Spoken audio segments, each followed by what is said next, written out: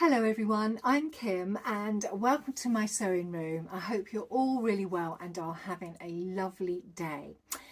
This week in my sewing room I have been quite busy because I've been working on a different project. So back in February I cut out quite a lot of things in a determined effort to make a dent in my fabric stash. So I cut out quite a bit of fabric to make some shirts up. And I've worked over those the last couple of weeks and I've finished my shirt making for the moment. And now I've moved on to making trousers, pants. So the trousers that I decided I wanted to make, and I've cut quite a few of them out, are the Seaforth pants. Now I've made these a few times. I absolutely love the style of them. And now the weather is starting to get warmer. It's beautiful out there today. The sun is shining and it's definitely warming up.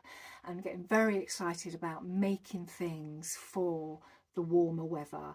So I've made my first pair up and it has got me all excited because they came together really quickly, because now the fabric is all cut out for all of these trousers. I can just literally get them sewn up. So the first pair have been done.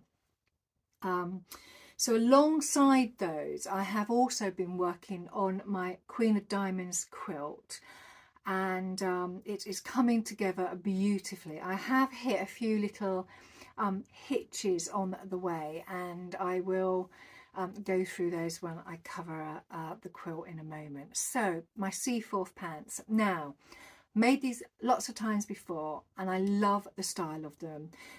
The pattern is from a company called Hey June Handmade, and there are two views. So view A, the ones that I normally make, are with a wider leg, and view B is the elasticated ankle version, and that's not my sort of vibe, so I usually steer clear of anything that comes into the ankle. I just think it just shortens your leg a bit. Even though I'm quite tall, I don't particularly prefer that style, so I always go for the wider leg. So the description of the trousers in the pattern is: the Seaforth pants are comfy yet stylish pants in two views. View A is a wider leg full length pant, and view B features a narrower leg with an ankle length elasticated hem. Both views have a full elasticated waistband, back darts to reduce gathering bulk, a low to mid front rise, and options for eyelets and drawstrings in the waistband. Front zipper welt pockets and back patch pockets. Seaforth is perfect for dressing up or down. So as well as the description, the suggested fabric for these trousers are light to medium weight, opaque drapey woven fabric such as linen or linen blends, cotton blends, rayon blends, or raw silk. So they really are really floaty fabrics that have drape and movement in them. Now I have made these particular Seaforth pants in a more heavier woven fabric, but it has a bit of elastine in it, so it has some stretch, and I really quite like the feel of them when I'm sitting down in them, because the stretch just makes them more comfortable. And all the other pairs I've cut out I think are also a little bit heavier weight, so it's a great trouser pattern for me at the moment. With all the fabrics that I have cut out, it will take me from sort of now really into the nicer weather, and hopefully by that time I would have made some more lighter, flimsier trousers, though one of them I know is a lightweight cotton poplin, so I will show you those as and when I make those up. So we're definitely moving in the right direction, and it's really nice to start feeling like my wardrobe is going to start working better together, because I'm desperate for trousers in my wardrobe because I have so many tops, shirts and blouses. I don't really have anything to go with them, so to make a good 4 or 5 pairs of these is a great start. So the only other thing I would mention about the pattern is when I have made these in the past, I make a size 18 for me, and the fabric requirements are very generous. So for instance, for a size 18, it's telling me that I will need 3.5 meters of 44-inch wide fabric, or 3 meters of 54 wide inch fabric. But I have actually only bought 2.5 meters of 57-inch fabric, so I've used quite a significant amount less than they recommend. So I would say that if you're going to make these, maybe just lay the pattern out and see how much fabric you will use, because you might be able to save yourself, you know, 0.5 meter to 1 meter of fabric. Or if you've got a piece of fabric in mind and you think it's not enough, just lay the fabric, the pattern pieces, sorry, out on it, and you might be actually surprised. So the fabric itself that I chose to make these trousers out of is a stretch cotton sateen chino plain in grey. Now it's a more denser fabric, so it's 200 grams per square meter, and it's 97% cotton and 3% spandex. And I bought this fabric from Sherwood's, and it is actually beautiful, and they have lots and lots of colours to pick from. So I probably will go back and buy more of these when I start to make more trousers going forward. And the only other thing I needed in addition to the fabric was the elastic. So when I buy elastic, I usually buy 3-inch wide elastic, and then I will cut it down. So I only needed 2-inch wide for this pair of pants, and I just literally cut it to 2 inches, and I've got 1 inch left, so that will get used on something else, so it won't get wasted.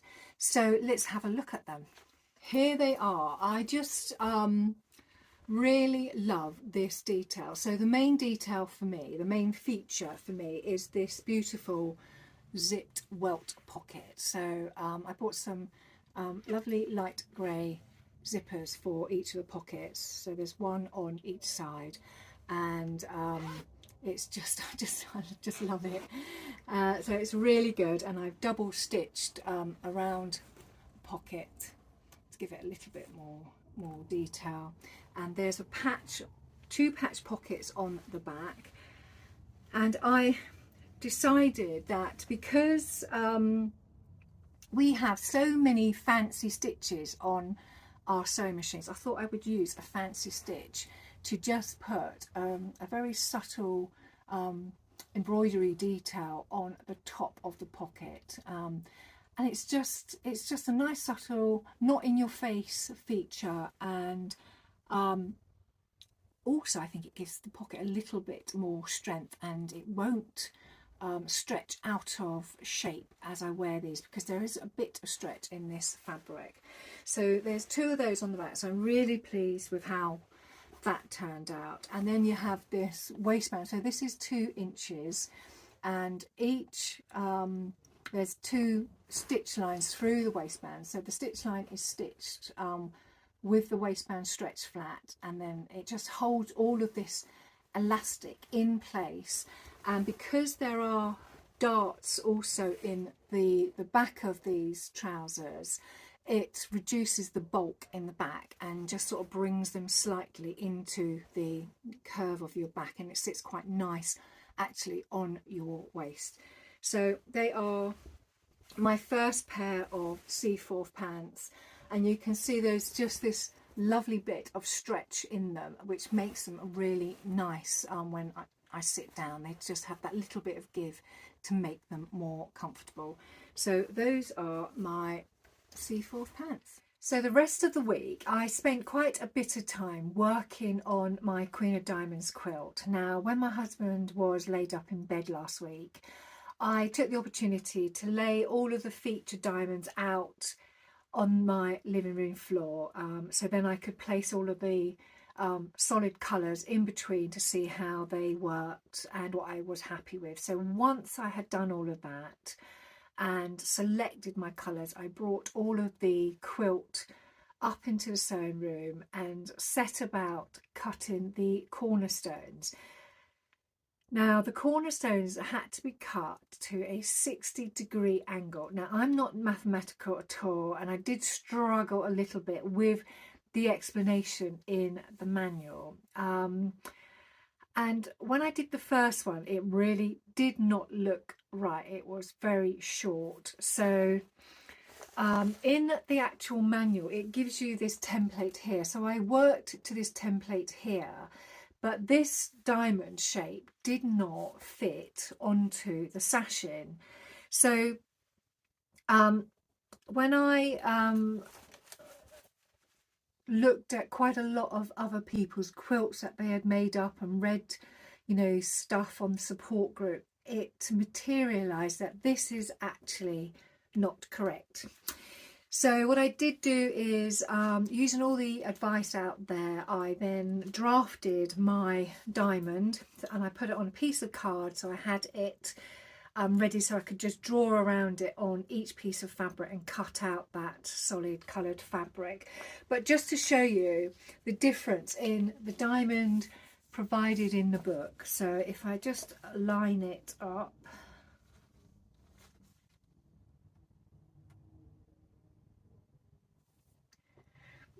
you can see that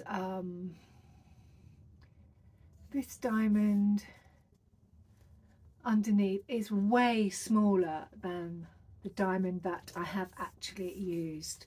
So it has, you know, if I had gone and cut all of the fabrics out in advance, they would have been wasted. They would have been absolutely useless.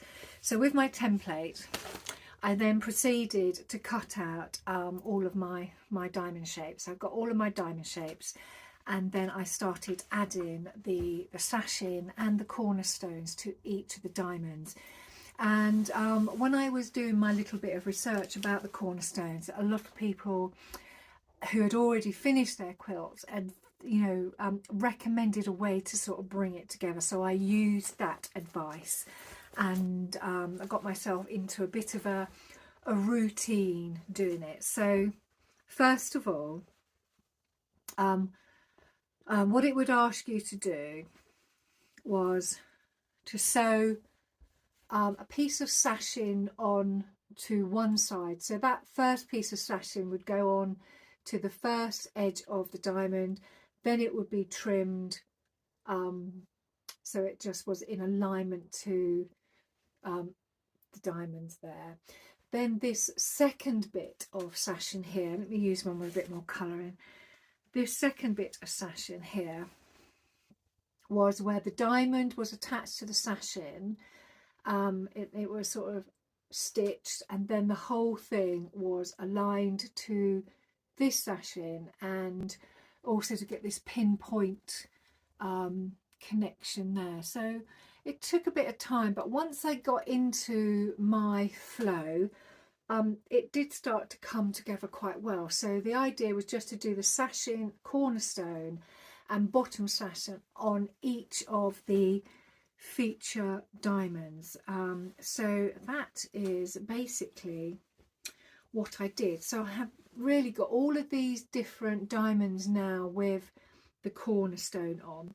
So I'm working through the process of bringing each sort of row of diamonds, so it's a diagonal row, together, and then each of those will come together. But when I was doing it, I realised I had made a huge mistake with some of my my edge diamonds. So for instance, like here, this is an edge diamond, so this will be cut down the middle and will be then the edge of the diamond. But then I realized that if I cut from here through my sashing, so I have my sashing here, I'd cut down and I've got a hole here. So this piece of border I hadn't made long enough, so it needed to come out a bit so that when it was cut, it would cut right down. So I thought, oh, no problem, I will find some more of this fabric, and just redo these sort of edge diamonds. And there were only about, I think about 3 or 4 that needed to be redone. But then the panic really set in because I could not find any of that fabric anywhere. And no joking, I must have spent hours searching for it. But finally, I think I found the last fat quarter in the world. And I got it from a company in the UK, thankfully, called Sewing Bee Fabrics. And this is all she had. She just had 1 fat quarter, which is plenty for me, but oh god, it did really freak me out, because I thought, god, I'm not going to be able to finish this quilt properly. And I started to think about, you know, maybe I'm going to have to do a patch job, find little snippets of that fabric and just stitch them. But I did find a fat quarter of this fabric, and it's Mick Jagger Passion Fruit, and it wasn't too expensive actually, so that was a bonus. But it finally came. So now I feel that I can finish off my edge diamonds and pull it all together. So that is one of my tasks this week, to just get this quilt finished. It has been laying around for far too long, and as I've been working on it, I've really enjoyed it, because it's been, you know, all these vibrant colours. It's really quite cheery working on it, and it puts a smile on your face. So I really have enjoyed the process. So that is my Queen of Diamonds quilt. So my sewing plans for next week are Queen of Diamonds quilt, get that finished. I will have another pair of Seaforth pants finished. And I'm starting to feel I want to do something a little bit different as well. So I might make a cosmetic bag, something like that. Or I might just make up some scraps. I just feel I want to just do something a little bit different. So I know I will go off on a tangent, but I'm not too sure which direction I'm going to go. I'm also working on my pattern matching series, so that will be coming soon. So lots to come your way. So I hope you've enjoyed today's content, and if you have, give me a thumbs up. If you haven't subscribed, it would be lovely if you could. And until next time, I will see you all very soon. Take care. Bye.